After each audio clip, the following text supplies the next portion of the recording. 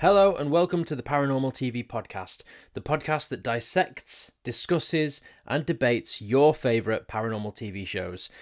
My name is Sean. I am joined, as I will be every single week, by my wonderful co-host Chloe. Chloe, how are you? I'm very good, thank you, Sean. How are you? I'm a lot better now than I was like 10 minutes ago. Because I only finished watching the episode that we're going to be discussing tonight 10-15 minutes ago. Well, it's fresh. But to be fair, you'll probably have to answer some of my questions because I've probably made notes that I don't remember why I've made them. So we'll go in with it. Yeah. I think I sent you a message like 2 days ago and I was like, oh shit, I'm going to have to watch the episode because I haven't watched it yet. And I was like, I'll watch it tomorrow, meaning like 2 days ago. And then I just life got in the way. And then I ended up watching a little bit last night and then a little bit. I was watching it today on my break at work. And the guys that I work with were like, what are you watching? I'll be honest, I think you did it better because I watched it in one go and I found it quite an intense episode to watch. I'll be honest, it was... I will agree with you on that. I found it a very intense episode to watch, but I don't know if you and me will have come out of this thinking the same thing, if I'm honest. I don't think so. Okay, so on that, just to let people know, Chloe is a believer, I am a skeptic. What was your overall consensus on the episode? It was shit scary, I'll be honest. I don't know, when I was watching it, I felt really weird. And okay. I didn't for 1 second think these people are making this up because all the stuff that was shown on the programme wasn't heightened. It was all, it happened and they were like, whoa. And they were so calm with most of it. Yes, they had moments where they were quite jumpy, which you would be because I would. I'd absolutely crap my pants, to be honest.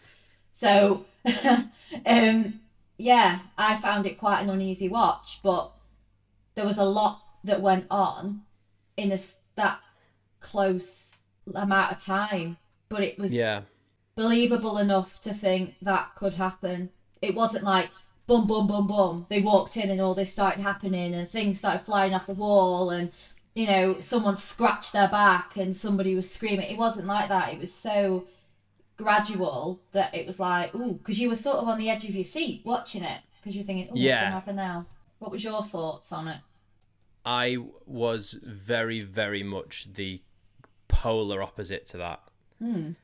I think it was laughably cinematic. I thought the whole thing was... this is another thing I'm just going to say moving forward. I've given myself the rule that I'm not allowed to give the answer to any of the evidence caught in these shows. I'm not allowed to give the answer, it's fake, unless it's clear and obvious. I've given myself that rule, and with this episode, I could very easily break that rule 3, 4, 5, 6, 7 times in this episode. I think it was so over the top in times. It was very clearly scripted in lots of places. I was very close several times to just turning it off because I was like, this isn't a paranormal investigation show. This is something that someone has scripted and put together and made exclusively for entertainment purposes and not for not to capture evidence. With him, I'd agree with you. He was over the top, and he was, but the lady on the show was not. No, and I like Katrina. I've seen her in other things. I've seen her in Portals to Hell, where she's with Jack Osborne. She does good work with Jack Osborne, but Jack Osborne again really laid back. But I find Nick Groff very. I made some. Obviously, we've made the notes that we said we're going to make. We made notes on what we think is the worst evidence, what we think is the most convincing or best evidence, what we thought was the scariest moment. I've also got a list of what I've just called general notes. And I don't know if you've done the same. Yes, I have lots of general notes. Okay, so I've just realised as well, we haven't actually mentioned what episode what TV show it is that we've even watched. So we are doing Paranormal Lockdown, 30 East Drive. Yes, So, which is season 1, episode 101. You can find it on Discovery Plus. If you want to watch it, go away and watch it, and then come back and listen to what we've got to say about it, and see if you agree with us. So some background for 30 East Drive was the house is located across the road from a historical bloodbath in the Civil World War. Obviously, lots of death and murder went on there. And there was a monk during that time that was hung for murder and rape. Now, the monk is the ghost that has been seen to haunt 30 East Drive. Never in the same form, because it is known that monks present themselves how you want them to see you. And this is why I think people go to 30 East Drive and don't have the same experiences. From what someone has experienced is not the same as somebody else, because would you go along to say that, they're poltergeists, aren't they?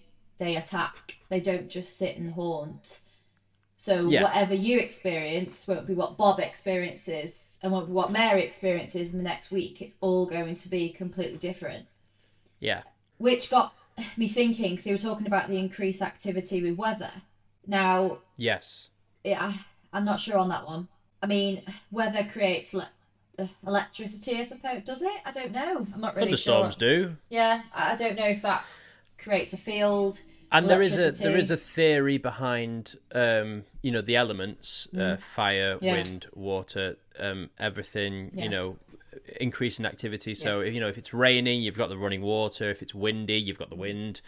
Stuff like that. That's always kind of like quite common in paranormal lore that those things will increase activity. It's quite sad to hear the story that went on in that house, though, because these were human beings that ended up in this horrific way.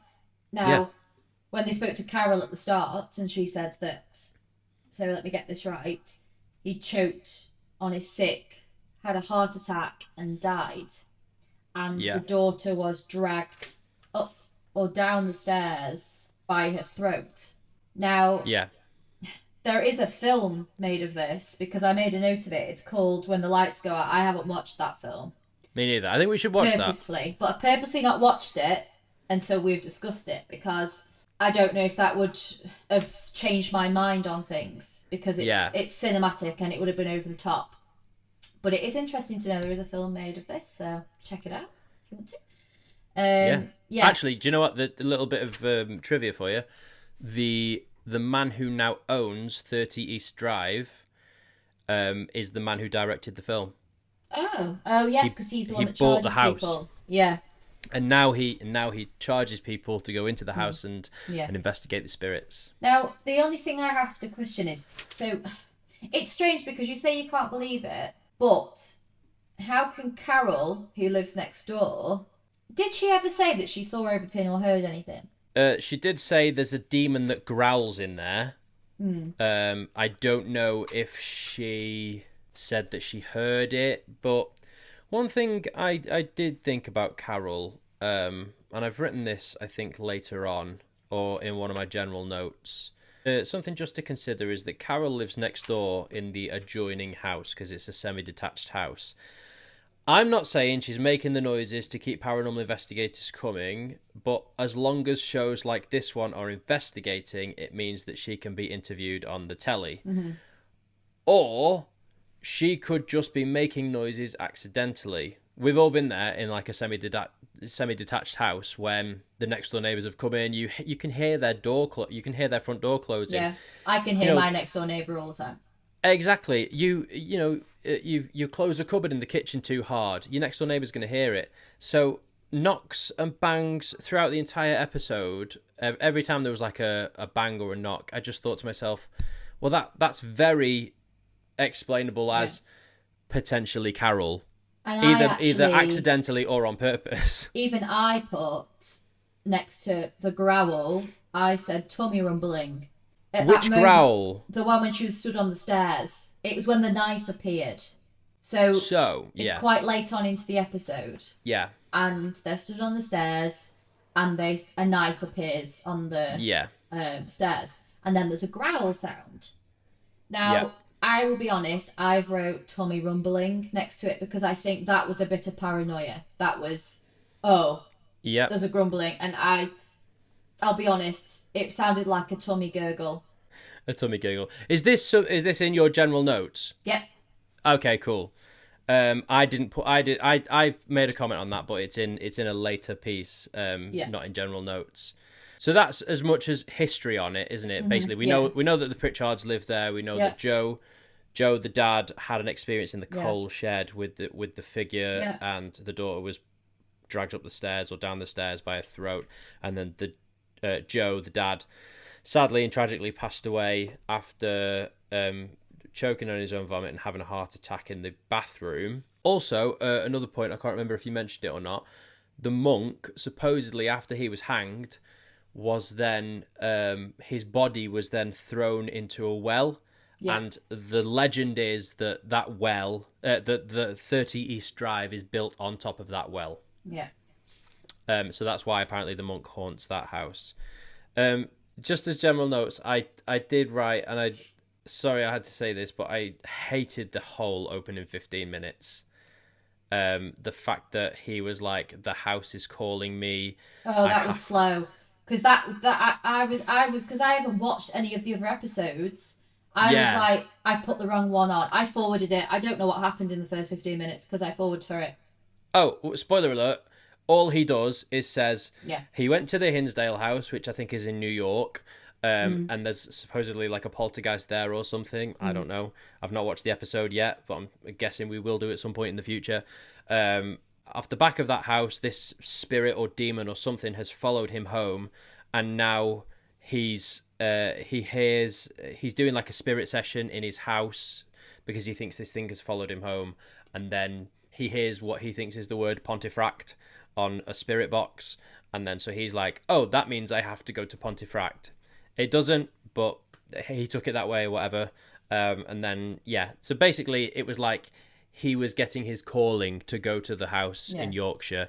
I thought that whole, it was a very American thing to have happened. It was dramatized. I don't mean that disrespectfully to all Americans. It's just a lot of stuff like that. It's just over the top. They do everything bigger and better in America, and like it was just very dramatic. If you know, so because I mean, it was listening to Phil the caretaker, because he obviously still goes in and looks after the house. He had a lot to say about things that had happened, and to be honest, I did think he was talking more generally. He just felt spooked in there, and he said he'd go in and the pictures wouldn't be on the side, and there was, when we walked in, the pictures were crooked, weren't they? And he fixed them. Yeah. Again, you don't know when that happened. And again, we're taking his word for that. Yeah, so even for me, at that point, I thought, well, I've not seen anything happen, so I don't know if that's him that's moved them, or if it happened before they arrived. I don't know. So even I, as a believer, can't tie that with the house, because it's not... You can't take somebody's word for things, can you? Yeah, exactly.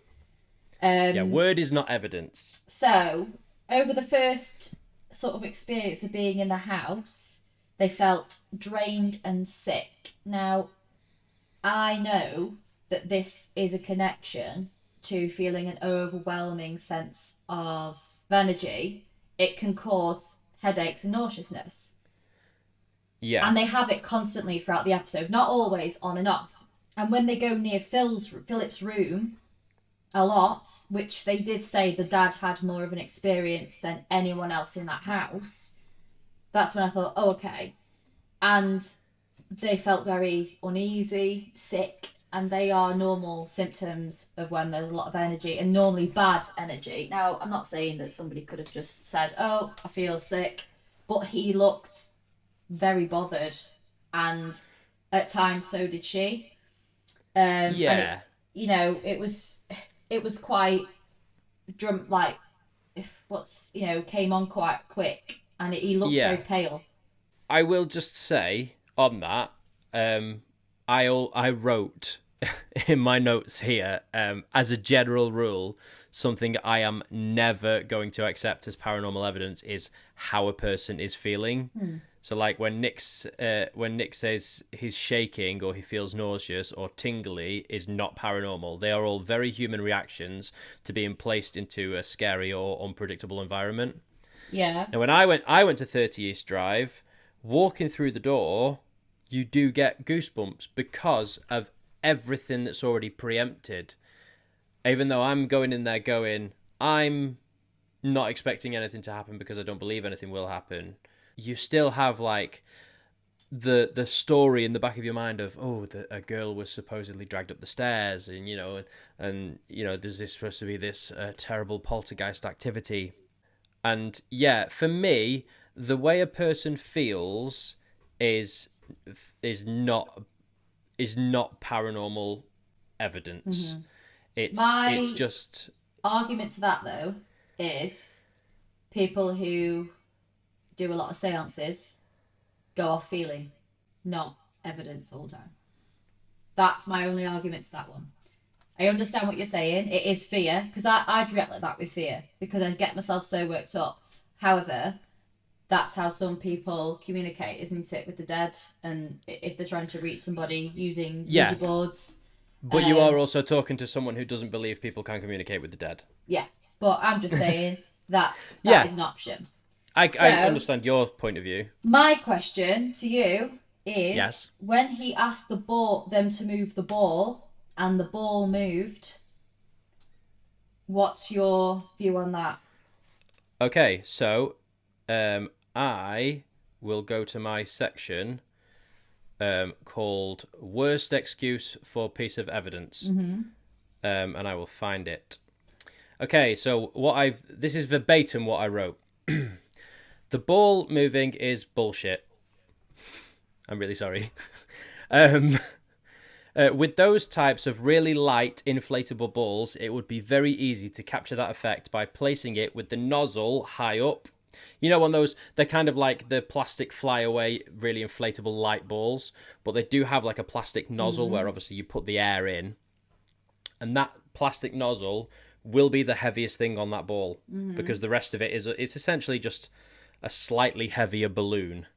Yeah. If you place that, I haven't got a ball in the room with me to give you an example, but if you place the ball like there, say this is the ball, I've got my microphone here, and then you place the ball and the nozzle is kind of at, say, like 10 o'clock, gravity is going to naturally take the heaviest part of that ball and put it on the ground. And that's just exactly what happened in that moment when he placed it. Because as well, it happened immediately after he placed it down. When you watch it back, he places it, as soon as he takes his hand off it, it starts to then move. And and once it moves, it stops. And it's because that nozzle has found its way to the floor. I was 50-50 with it, I'll be honest, because I had the same thought as you, because you could place a plastic ball that's very, very light, and they do just start to roll. But it rocked for a while.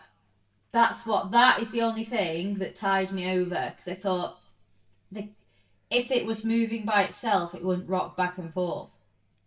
Do you know what I mean? Well, it would.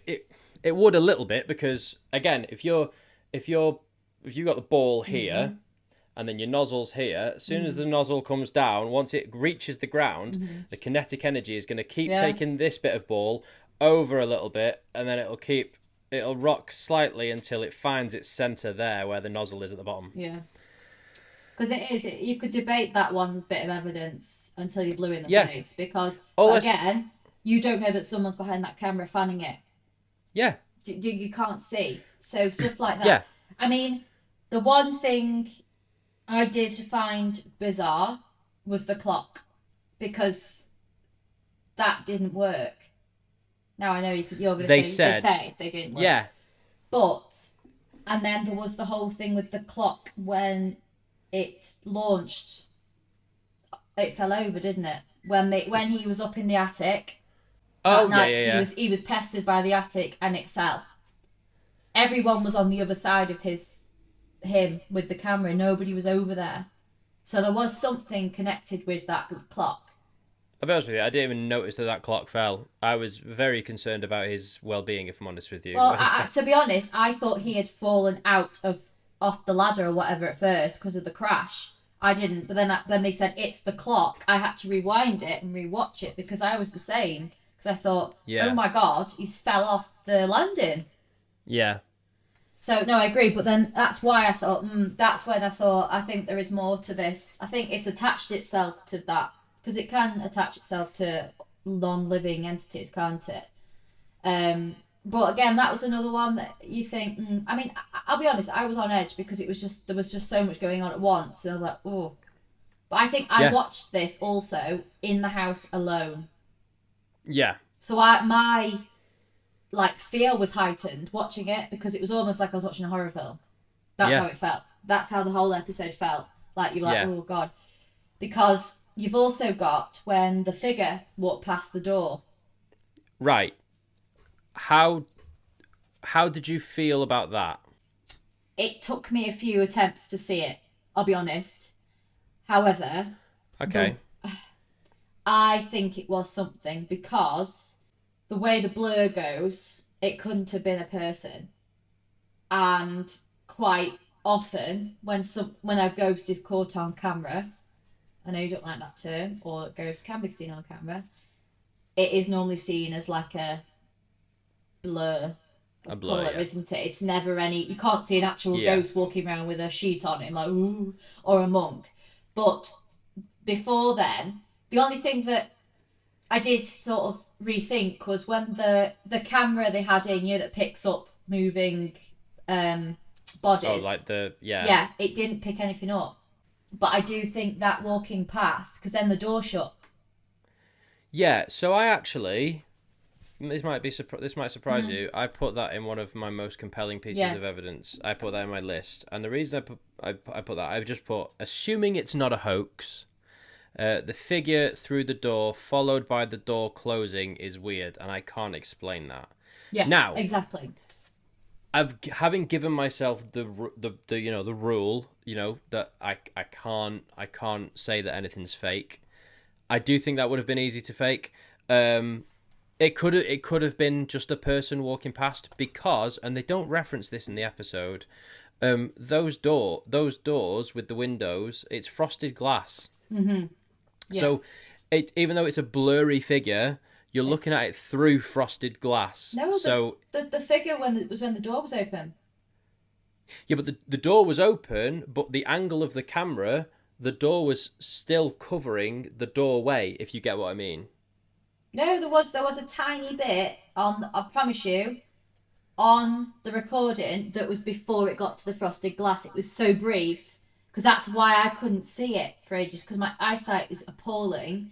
I had to really watch it again, and you can see it before it reaches the frosted glass, but it's for a millisecond. Is that like through the crack in the door? Do you know how where a door is ajar? Yeah, but the door hinge was on the side of where the camera was. But you could see slightly where the door was ajar, like the teeniest bit, but you could see it go past. But from the way that the figure came, it came from the hinged glass. It came from the hinged side of the door, and then went past the ajar bit of the door. That's why I had to rewatch it, because from left to right. Because I knew I couldn't come on here if you were going to go, right, that's not real. I had to see it. I had to see it to know that I hadn't just seen a figure. I thought, no, I need to look, because then I could see that I'd seen it through the frosted glass. Because I had the same thought. Somebody could have wandered past, Yeah. But also, looking back... They were all upstairs, weren't they? And the clothing was all different colour. Yes, it was all dark. The figure had a white top on, whereas the two guys were in all black and Katrina was in a blue top. Yeah. On off topic, every time I sit here and talk about things, I get a really weird feeling. It's horrible. If it makes you feel any better, I don't. Yeah, but I do. I always do. When I sit here, it's weird. It's going to be fine. Don't worry. You're fine. Is Nath home? Yeah, it's Nath home. There you go. You're all right. They've got to get past Nath before they can get to you. This episode But it sounds bizarre, but after I watched it, I didn't feel good in the house. I didn't feel good in my own home. I felt really on edge, and I had to keep pausing it. Yeah. And I don't know. When I was watching it, I felt really Yeah. uneasy in a way. I think Yeah. I don't know if it's because, as well, like the layout of their house is very similar to my house, and I think all that was Okay. just playing in my head. Yeah, so it was like that's the thing with these programs as well. They put the fear of what they're experiencing onto you as well. Because I looked and I went, that looks like my house, so it must be in my house. Do you know what I mean?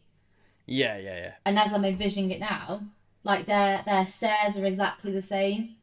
The layout upstairs is the same. Everything is the same. So can you imagine watching that and then walking up your Yeah. own stairs and thinking, that's what again, I suppose, I know I'm a believer, but I think sometimes that can have a massive impact on how you view these programs. No, yeah, it can. But if it makes you feel any better, I've been to the house and I've been fine ever since. Yeah. But the thing is as well is the coal room, because did you go in the coal room? That's what I wanted to I ask. I I spent about 40 minutes in the coal room, yeah. And And nothing I happened. I could have gladly stayed the rest of the night in there. It was very dark. It was actually quite meditative, if I'm honest with you. It was Was very there dark. a lock on the door? No, No. there's no lock on the door. Okay. You So, just it just closes. It was very dark. They'd put a chair in there, so I could sit down, and I just sat down, and I was in there for a good half an hour, 40 minutes, what do you and just think enjoying the about silence. the stab in the leg in the coal room? Yes, so I wrote that down in my worst excuses for a piece of evidence. I wrote down, people keep going into the coal shed where there are several sharp tools in the pitch darkness, then they are surprised when they feel a scratch or a stabbing sensation. Immediately then followed up with the next bit because Nick has his sort of situation happen. Then Katrina goes in and she has what happens to her. And she picks her top up and she says, "Oh, is there anything on me?" And there is, if you look hard enough, there's a red mark, maybe. And then Nick follows it up by going, "Oh, there's two of them." And then he goes, "Oh my God, it broke your skin." And I literally, my comment on this in my in my notes was lies. He's told a complete lie to the camera there because not only has it not broken her skin, it's barely visible. So, I have an experience to back this up because this only became real to me recently. So, for years, we moved into a brand new build house in Nantwich. Now, how you can say, how can a new build be haunted? What you don't know what it's been built on, hence like 30 East Drive. Now, I've been moved out of that property for nearly a year now, and for the whole time I was there, my mum and dad used to laugh at me because I would say this house is haunted, and they would be like, "Oh no, it's not." Da, da, da. And I'd wake up, and I've actually shown you the picture. I had scratches on my body. I just wake up, Yep. and it was 3 claw scratches. Now, I felt a presence when I was at my first uni house, not when I was in another, and then I felt it there. Now, my mum, I went round to visit her today, and she was woken up at 3 in the morning by a man Paranormal hour. muttering in my room, Oh, in your old room. my old bedroom, because she's sleeping in there at the minute. And she said she was woken up by a male voice muttering, and she said it didn't sound very nice because she even said, because my mum she's not someone who would just be like, "Oh yeah, this has happened," blah blah blah. The first thing she said to me was, "This happened in the middle of the night," because she even woke up being like, "Okay," but it was a very off sound, so it was really unwelcoming. Yeah. On that, obviously, with it being a new build, this is gonna be really out of character for me now to Yeah. say this, because this is kind of like believer speak. The When you say, even though it is a new build, we don't know what the house was built on. It's very possible that, because I know where your parents live, where you used to live. It's very possible. I'm just trying to think now. I don't know I'm not brilliant with the history on Nantwich. However, I do know, or at least I think I know, that around that area roughly is around about where the Battle of Nantwich was The Battle fought. of Nantwich was about 5 minutes down the road. So Well, we're talking, go. So the battlefield. It's likely that soldiers and troops at least but spent that's also some time on the land where your house. That's also my backup evidence to 30 East Drive, because they talk about it being built on something, and I do believe that whatever you're built on has an effect of your house.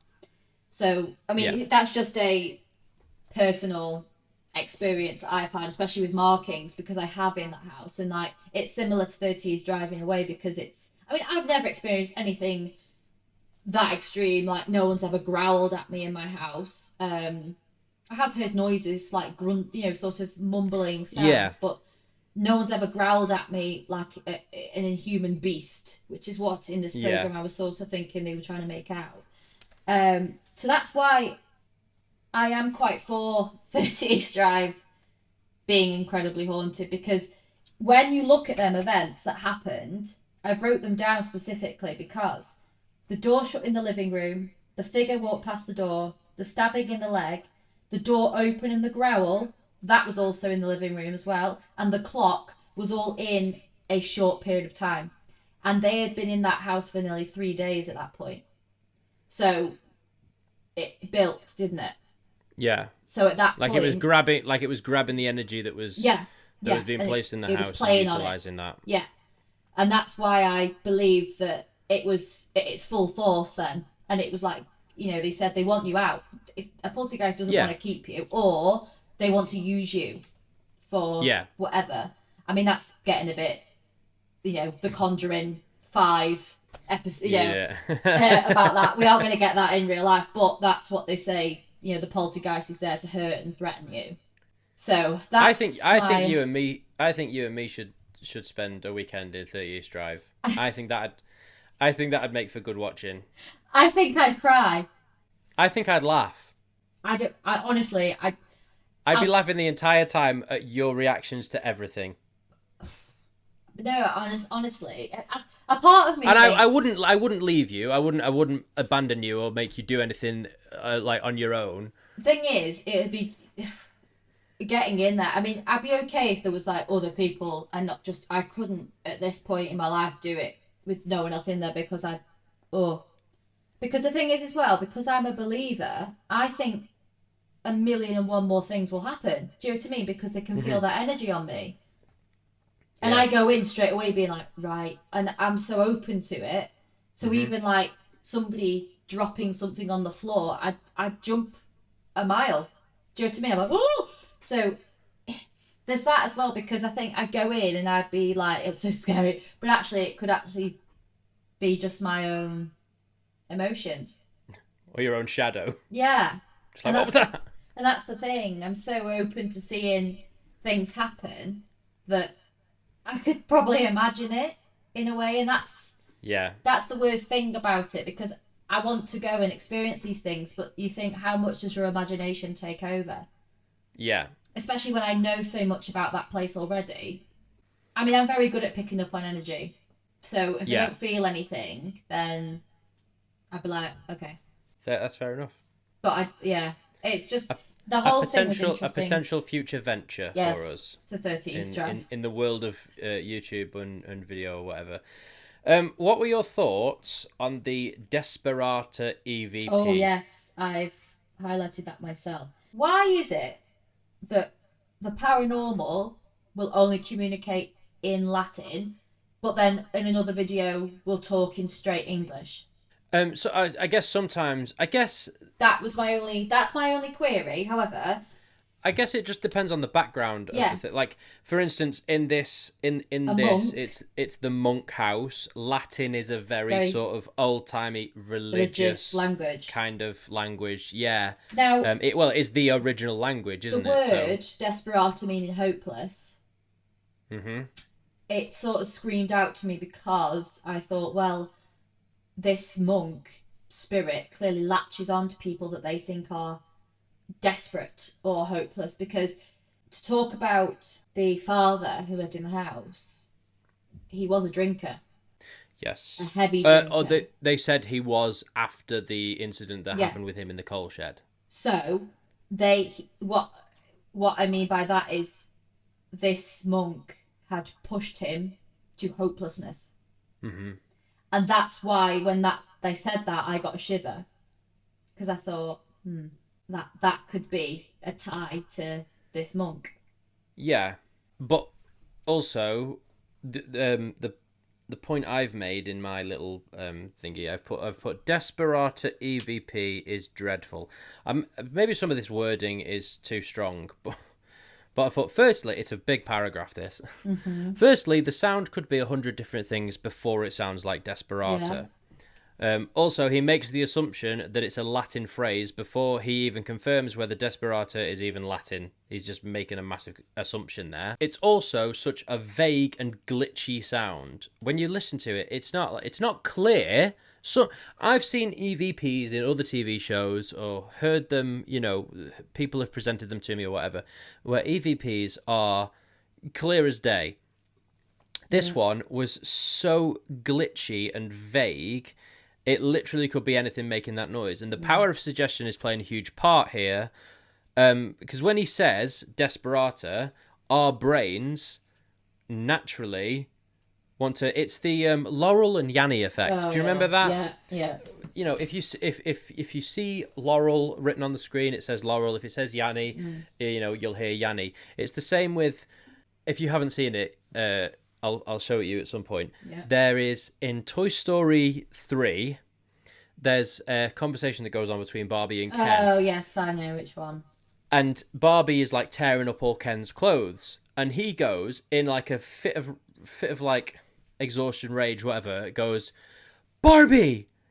And when he says that, he clearly says Barbie. He does. He says Barbie. He goes like Barbie. But actually, if you subtitle that with the word fuck, you hear the word fuck. And it's crazy how that can happen, but it does happen. And it's the power of suggestion telling your brain what to hear. So as soon as he tells us, I think it says Desperata, your brain goes, it says Desperata. Yeah. So what I did is I rewound it and I listened to it back another 10 times or so, and I switched off. I was like, right, I'm not gonna listen for Desperata. I'm gonna listen for anything that I possibly can hear. So some things I wrote down that it could be saying, get out. Mm-hmm. When you listen to it back, listen for these things. Get out, get the latch, get the cat, let me out. Well, these are just things that it could be. Or he could literally have run his thumb either on purpose or accidentally, could have run his thumb over the microphone on the recording device. The other thing I've just Googled, Desperata is a Latin term and it means hopelessness. And it also means sickness. So it has a connection with possibly about to die, losing all hope. Ooh. So there you go. Because this says Desperata means having lost all hope. If you are desperate for food, it means you are starving, possibly about to die. If you're in a desperate situation, it means things are really bad. So it is connecting to just giving up. Well, Joe kind of did, didn't he? Bless him. Yeah. Which is sad, but he couldn't be there in there anymore. Yeah, he didn't want to be in the house anymore. He turned to drink, which ultimately killed him because I think it was said that he was drunk the night he died. He was drunk. He vomited, choked on his vomit, and had a heart attack. But I'll be honest, if I lived in a house that them things were actually going on, I would have to do it because it's your home, and your home is not safe. By no control of you can't control these entities in your house, and these entities have eventually killed him. Without touching him, they killed him. Psychologically, he could not cope anymore. Yeah. What happened to his daughter? She's still alive. She lives down south somewhere. And do you know how I found that out? How? Really embarrassing, actually. Her name's Diane. Yeah. And when I was at 30 East Drive, we were calling out to the spirits, and they were talking about Diane having been dragged up the stairs and everything, and blah blah blah blah blah. And so I, being the paranormal investigator extraordinaire that I am, was going. At one point, I went, "Are you there, Diane?" And then one of the like professional investigators that were there with us was like, Diane's still like, she's still with us. She's still alive. She's still alive. She's not gonna be She's here. like, she's like in her 60s or something, or like in her 70s or whatever. Yeah. But yeah, she's still here. She lives like down south. Yeah. But again, I was thinking, if you think about how they got while they were in there, they almost did become a bit dishevelled and unable to carry on with their investigation, because I honestly thought they were going to abandon it. I think if they could get out, I don't know if they'd have stayed in there. I have to disagree. I think they, first of all, that the chain on the door handle was doing absolutely nothing. Oh no, you could open that was there for effect only. So, I think if they wanted to get out, they absolutely could have got out. I just think they hammed everything up. And again, that's not necessarily to say that I think that they made evidence up, or that they faked everything, or even anything. So I've just realised as well, while we're still on this conversation, when I wrote die, and I didn't know why I wrote die, it was when the knife appeared, and then there was a figure at the top of the stairs. Now the figure, you could see there was something shadowed at the top of that stairs, but they didn't do a slow-mo on it.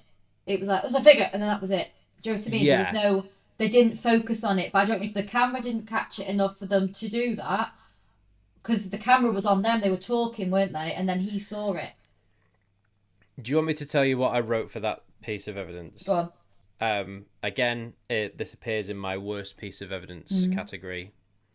The figure looming at the top of the stairs on that piece of shit camera device is the best example of pareidolia I've ever seen. You know what pareidolia is? Yeah. Yeah.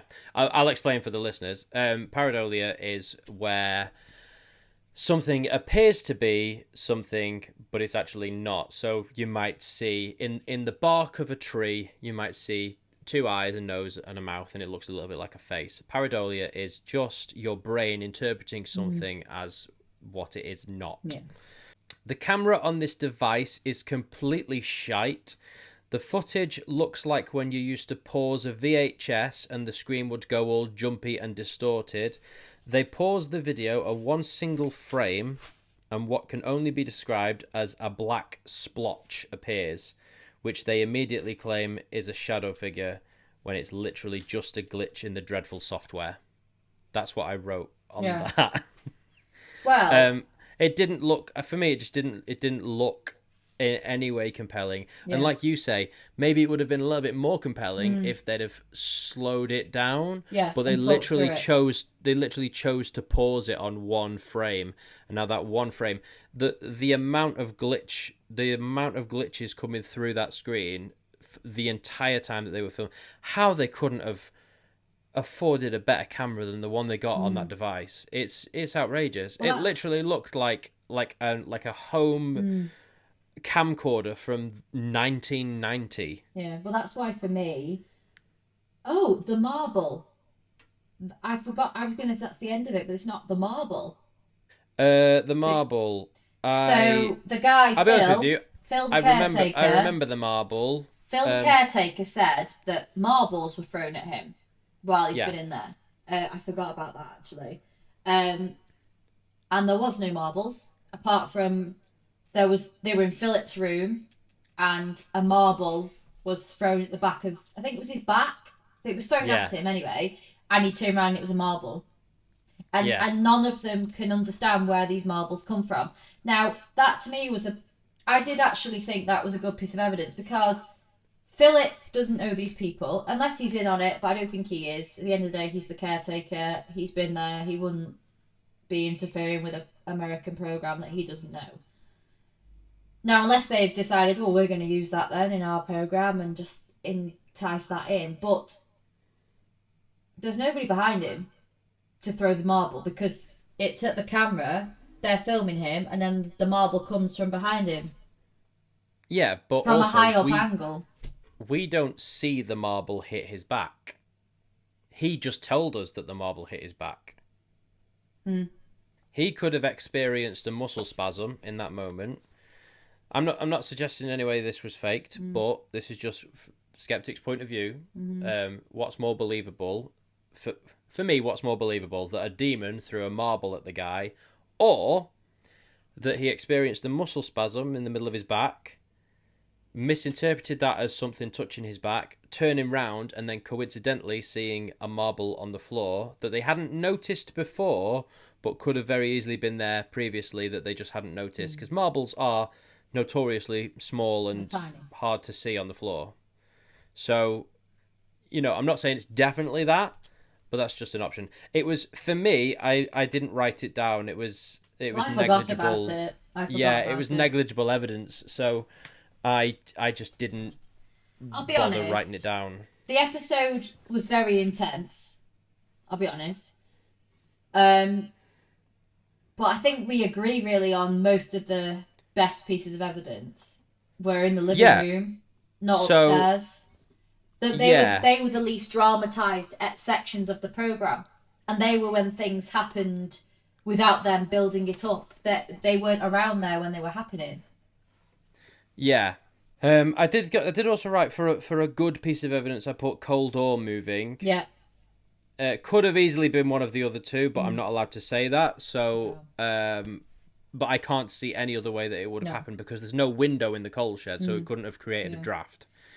And that happened when they were all upstairs again. It was when they were nowhere near these rooms that these things were happening. Nick was in the coal shed, and then the other two were, I think, in the living room. Oh, that was at that time. The two growls. Oh, yes. The first one happened in Philip's room, and the second time was on the stairs. Yeah, so I've written them both back to back in worst piece of evidence. The one that happened while they were in Philip's room is a motorbike. It didn't sound like a human growl. I put non-human next to it. Like it didn't. Not even a dog would make that noise. No, it was very, very clearly a motorbike. Yeah. And again, it's something I think people forget about with 30 East Drive when they talk about it being the most haunted house in Europe, is that it's a semi-detached house, so there is a house literally attached on one side. So if there's any movement going on in that house, the chances are it will carry through the foundations of this house. And also, it's on a residential street, so cars and vans and motorbikes are constantly driving past. And if I remember rightly from when I was at the house, I think Philip's bedroom is on the front of the house where the road is. So that moment when she was like, what the fuck is that? I was like, it's a motorbike. See, even Katrina, I disagree with its title, The Most Haunted House in Europe. It isn't.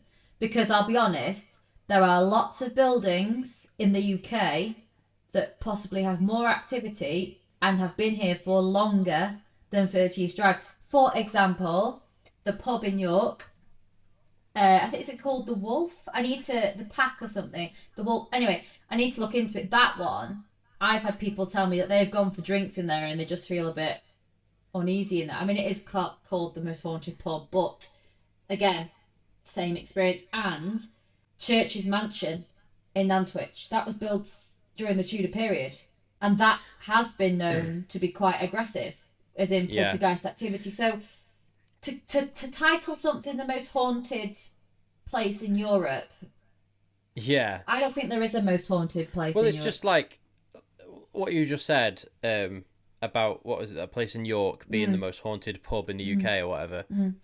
I mean, the amount of times I've heard that said.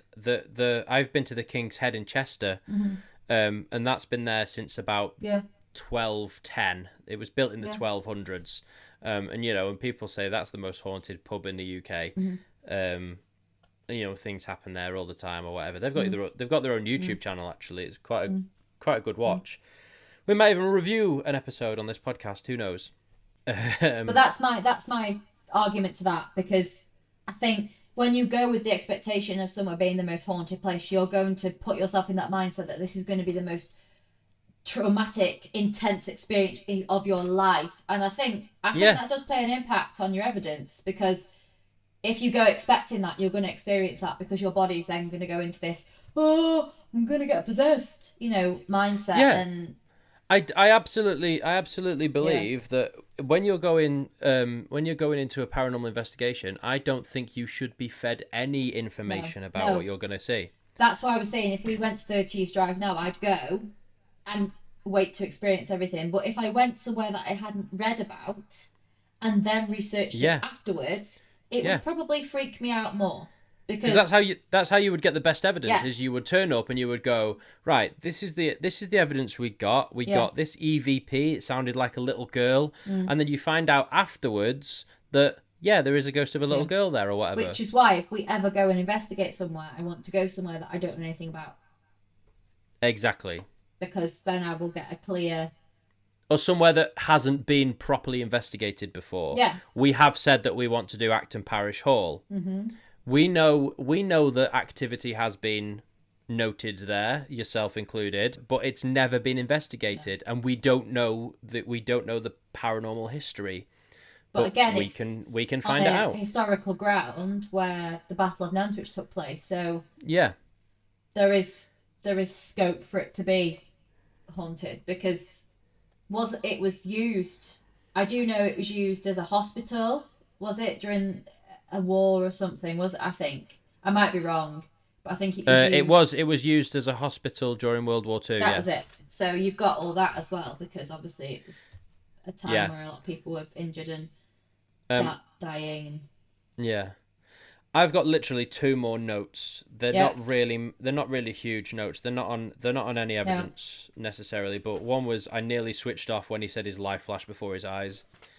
I don't think I even wrote that down. If I didn't write it down, then honestly, this is more to do with the production of it more than anything. At one point he sort of went into like a trance state. It's when they kept talking about how the energy. Was this when you went back to that other house?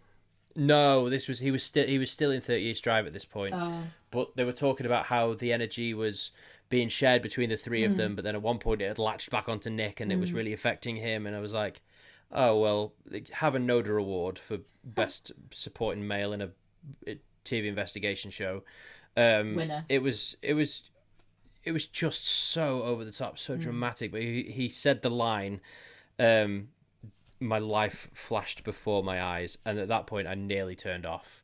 Yeah. And I was about to just message you and be like, we're not going to be able to record tonight. I'm not going to be able to give you any. I didn't even write that down, so I must have felt the same, because I only write things that I didn't even mention that. So yeah, and then the other one was Nick must have the hearing of a wolf. He keeps hearing things that the other 2 and the audio equipment don't pick up on. Throughout the episode, he kept saying, he kept being like, "Do you hear that? Do you hear that?" Oh, that's paranoia. And he kept saying it sounded like someone was like running up the stairs or someone was being dragged along the landing. It was definitely paranoia, because even I wrote, "Is he paranoid?" in my, and that was quite early on. I think it was after he said about the funny smell. It was all psychological. Because he literally walked in and said, "Funny smell," as soon as you walk in, and I thought, you don't know it's a funny smell because you've not been in there long enough. That might just be how the place smells, because it's an old place. Exactly. So that's when I put paranoid ? Exactly. And that's how it would be. Just a quick one as well. Did you have a scariest moment? The scariest moment for me, well, it's the thing is, the scariest moment was when the figure walked past, because I went cold, and when the door moved on the coal shed, because stuff like that I find eerie. But the thing that scared me the most was when the clock fell and he fell, because I did jump out my skin. But that scared me in a different way. Do you know what I mean?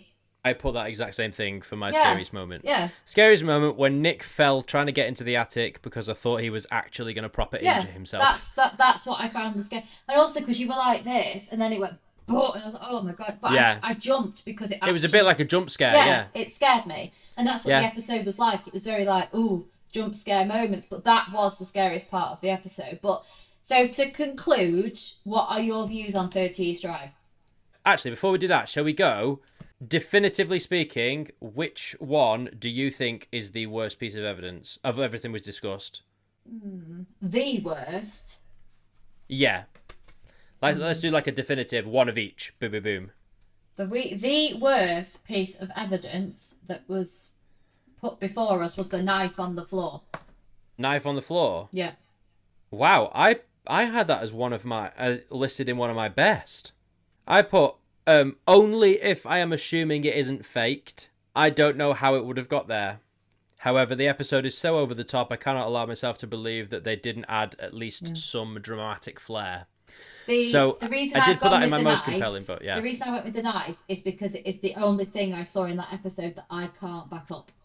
Everything else I can back up everything in that episode with the marble, the ball, with energy, but I cannot back that up. I cannot back up that I didn't see it land there. I didn't see it come from afar. It wasn't thrown. It just was there.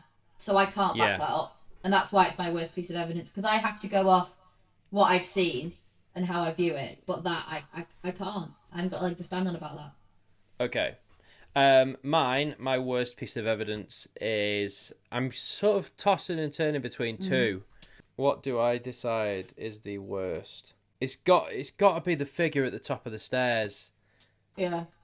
Because the device that they are filming on was made by Fred Flintstone. It's like, if you're going to capture compelling evidence, do it with something that is going to showcase that evidence, not something that's just going to show you a glitchy rewound VHS version of a screen with there's a little black mark. You're creating something that's going on national television, and you want to try and prove to people that these things are real. And for people like me, it's quite frustrating because it makes people go, "Well, that's not real." You know what I mean? So in hindsight, if you want to do that, then you need to be making sure your evidence is, because I know that I haven't got the equipment to go and film anything like that happening, but I think even an iPhone would pick up better footage than that camera. So yeah, I agree with you on that one. Definitively, Chloe, what do you think was your best piece of evidence, the most compelling piece of evidence? The figure spotted in the living room by the door, definitely, and the cold door moving. They were the two biggest piece of evidence. Okay. I'm gonna say it's for me it's the door. It's all doors moving, isn't it? For me it's the door moving when Nick was asleep on the sofa. Yes. Because you could actually hear the latch either open or move away from the door or whatever. But it's it was all the stuff in the living room, wasn't it? Yeah, it seems like the living room is the most active place. But for me it was that one because of the latch. You hear the latch go and then the door opens. And unless it was one of the other two, which I absolutely highly doubt it, that was a weird one for me personally. And then finally, Chloe, based only on the evidence caught in this TV program, do you think 30 East Drive is haunted? Yes, I do. Because you could sense people were actually quite scared of this place, as in the neighbour, the caretaker, and they all sort of felt a certain way about the house. And I think, yes, not everything was great evidence or even real, but I do think enough happened there to be put down that this place is haunted and has got a presence. So yeah. Okay. My answer is no. I don't think that's a big surprise to anyone. I just think the whole thing was so. It was just a movie. It was just so cinematic. It was, for me, it just felt scripted. It felt fake. And not in the way that, like, I think they were faking evidence. I just think they were making mountains out of molehills. Absolutely. And I just, when you take into account everything as well, like a lot of the evidence they were catching, so much so that I didn't actually write it down because it was so negligible. there were like knocks and creaks and floorboards and bangs and stuff, and I'm like, well, that could very easily be the house next door because they are attached. So for me, it's a no on this one, but we'll see what happens on the next one, on episode 2. I believe it's going to be season 1, episode 3 of Destination Fear. Yeah. When they went to Sweet Springs Sanatorium. Mm-hmm. Look, I know I've spoken down a lot on this one, because I do think it was very over the top. We've already watched that episode. I'm not going to give it too much away, but I think I'm going to be more laid back in that episode, if I'm honest with you. Yeah.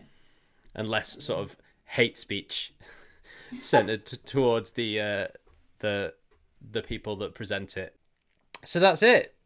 You were a yes, I was a no. All that's left to do now is, Chloe, I don't know if you saw that I did this. I was supposed to get you involved in this, and I completely forgot because of everything just getting in the way of life at the minute. So I did a video on TikTok, and I don't know if you saw this, but I basically was asking people to give me. I made a video about Yvette Fielding. Yeah. And I said to people, please tell me this person's name, and I want wrong answers only. Oh yes, I did see that. Yeah. And so I said the people who give the person or people who give the wackiest, most weird and wonderful name will get a shout out on episode 1 of the podcast.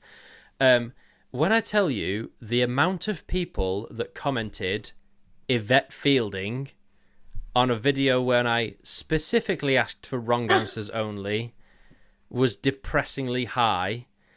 Obviously none of those people get a shout out because they did not follow the instructions exactly.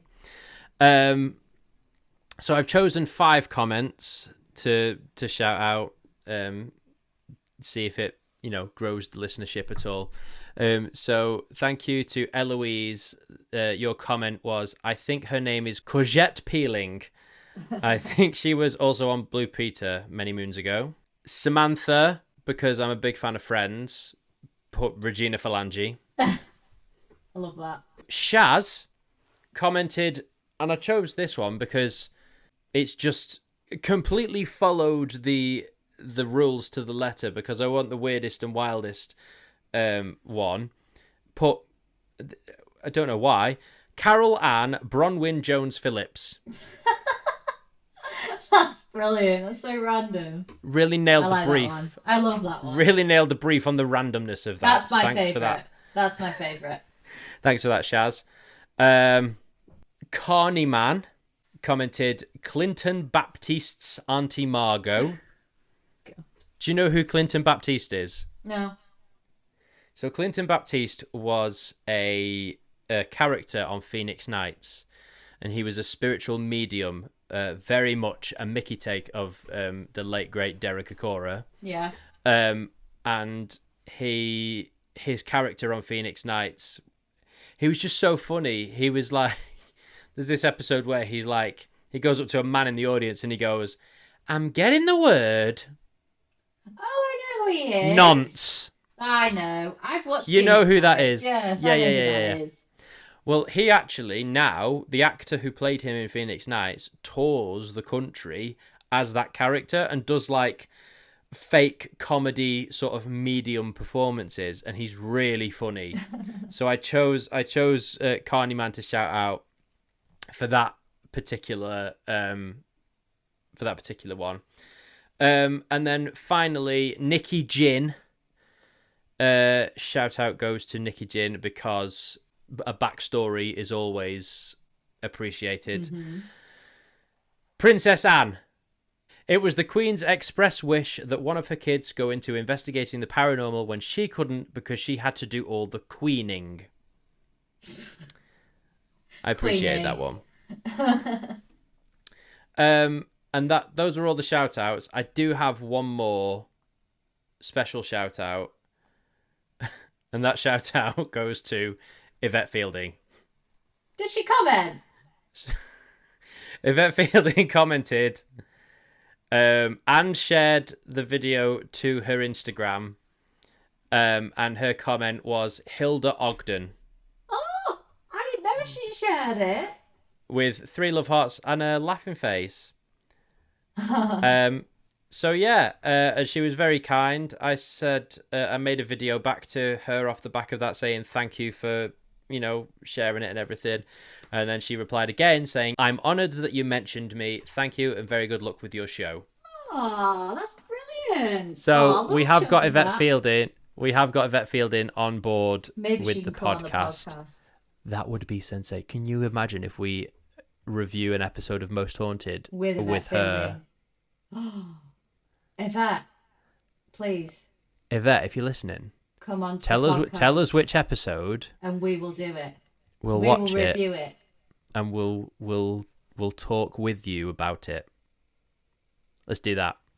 So that's a lovely bit of good news to end the podcast on.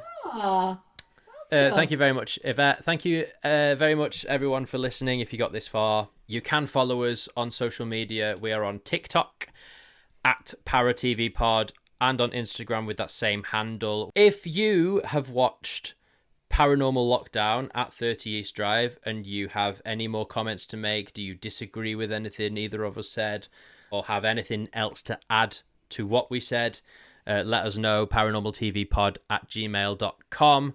Also, let us know what TV programs you want us to watch in future, what you want to hear us debate over. I feel like this episode has been quite a big, a debatey one, because I think we've been on opposite sides of the fence quite a lot, whereas I think on other things we might have agreed a lot more on. And all that's left to say is thank you very much for tuning in. Thank you for listening. We hope to see you next time on the Paranormal TV podcast. Thank you very much. Thank you very much and goodbye. Goodbye. Have a spooky evening.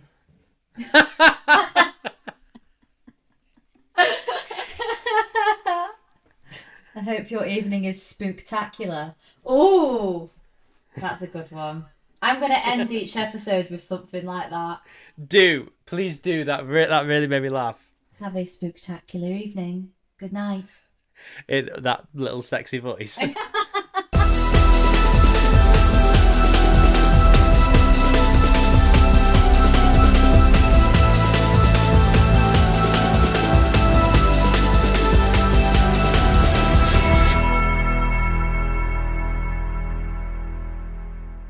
Hello and welcome